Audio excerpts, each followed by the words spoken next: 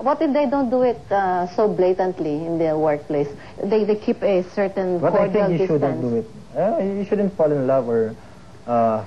What if you're equal on equal footing? You know, it's not a boss and subordinate relationship, but equals, romance between equals. Is that better or okay? That's better in any situation. Mm-hmm. But except that, you know, there's always this danger of the relationship not working out and you having to work with that person still after, and how are you going to take that? Then you feel like leaving or having him fired, no? Right. Okay, we have another caller ready. Yeah? I think the name is Ronald. Ronald, come in. Good evening, Miss Hi. Julie. Good evening, Shawi and Richard. Hi, Ronald. Hello. Gusto ko lang magtanong kasi I have a boyfriend. 3 years na kami. Buti ka pa. 3 years na po kami. Kaya lang last year nalaman ko na nakabuntis po siya. Naku. Tapos, akala ko it will be the end of our relationship. Teka, so nasaktan ka dahil nakabuntis siya? Hindi, dahil akala ko hindi na siya babalik sa akin. Kaya naman talagang gusto niya mambuntis at hindi ka mabuntis. Mahirap pala kasi akong matrin. So what's your problem? So, bumalik siya sa akin nung Christmas at gusto niyang i-revive ang aming relationship. Hindi ko may deny, mahal ko siya. Okay. Okay. Kaya lang nakukonsensya ako dahil may asawa at anak siya. Okay, I want to answer your question, but I want to ask you also. What? Should you get jealous dahil yung boyfriend mo merong girlfriend?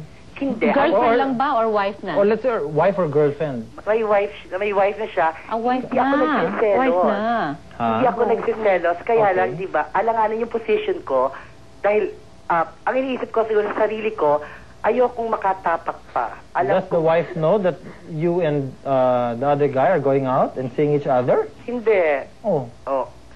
Kaya nga. Okay lang. Ganun ba? Kung makakasakit ba ako, makakagaan ba yun sa konsensya? Kung alam ko may naapakan akong tao. Ay, ikaw lang makakasagot niyan. Siyempre, ideally, yung maganda iwasan mo. Tsaka the fact that may konsensya siya means that he knows it's wrong. No, but you know, in our industry, kasi let's face it, maraming bading sa industry natin. And marami sa kanila, alam mo, marami sa kanila, yung boyfriend nila is either may asawa or may girlfriend, pero they're not really jealous about it. The wife is not jealous? No, the gay is gay not jealous. Kasi tinatanggap nila na, isa akong bading, ganun. Because the woman gives the guy something that they can never give. So the only thing I can do is just wait for him or... To get over him. What about get over him? Mahirap pag sabing mahal eh. Nararamdaman ko, mahal niya ako. Magmahal ka ng iba na hindi pa nakakabuntis.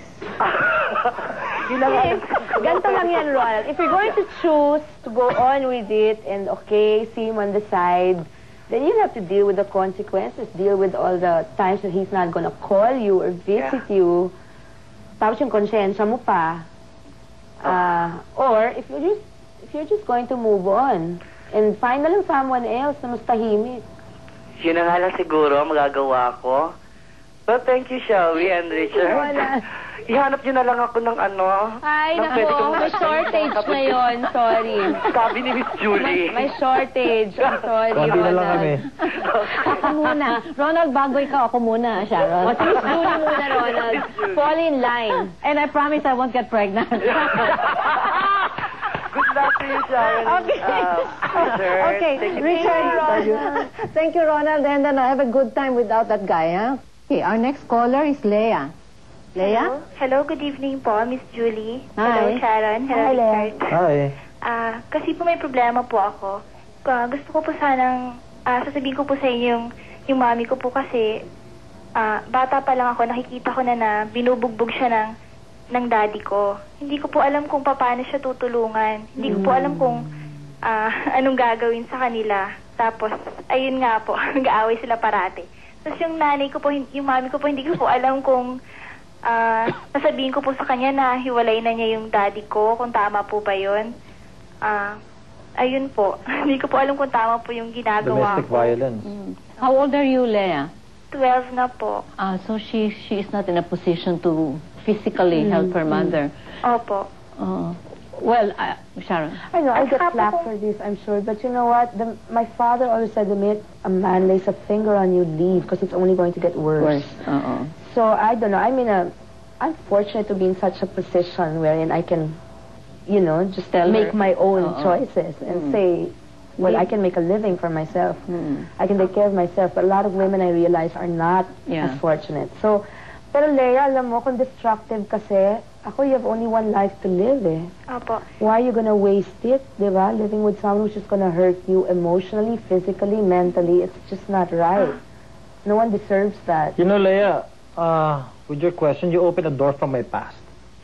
Yeah, because I remember when I was about 10 or 11 years old, I would see my mom and my stepfather fighting in front of me. You know, it was very painful for me as a child. Did he ever hit your mother? I'd see them shout at each other, throw things na mahawakan nila. They were like that. So ako, as a child, at a very young age, I remember na pag nakikita ko sila nag-aaway, I'd step out of the house and go to my friend's house. But did your stepfather ever harm your mother physically? I guess the both of them, no? She was able to hit back. Fortunate for me, because my mom and my stepfather left for the States. And I was left together? Together. They left together? Oh, nag-migrate na sila doon. But they continued to fight? I was left with my lola, no, forever. So, I experienced that for about 2 years. You could not do anything to stop your stepdad from How do hurting you stop your parents from fighting? Leia, Ah, kinausap mo ang daddy mo? hindi po. Kasi po natatakot na po Baka ako sa pati siya kanya. bubugin. Opo. Kasi po parang napaka-violente po niya. Pag nakikita ko po siya dun sa na pinapagalitan niya o sinasaktan niya yung mami ko, kahit kami pong magkakapatid, natatakot na rin po kami sa kanya. What about you, Leia? Has he ever hurt you? Your father? Opo. Konti Also? pagkakamali lang po namin, pinapagalitan na niya kami o kaya sinasaktan niya kami. Everyone's in danger in that household. Leia, alam mo kung ako yung mami mo, I'm sorry, no? Pero kung ako siya, aalis ako.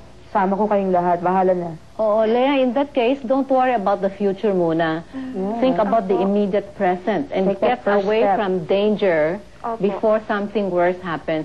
Okay, here's our next question. I'm a single parent and my 5-year-old son misses his dad so much.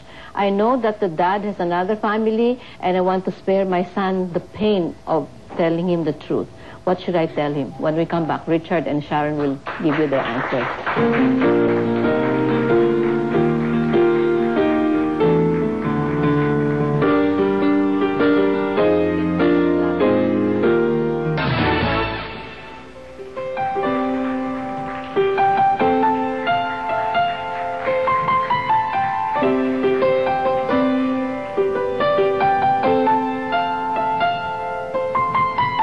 Deep in your eyes is a promise. Love can be ours if we want it. Just into life, every dream I ever knew. Here in your arms I believe in. Finally my life has a meaning of its own. Here in the land of the lovely.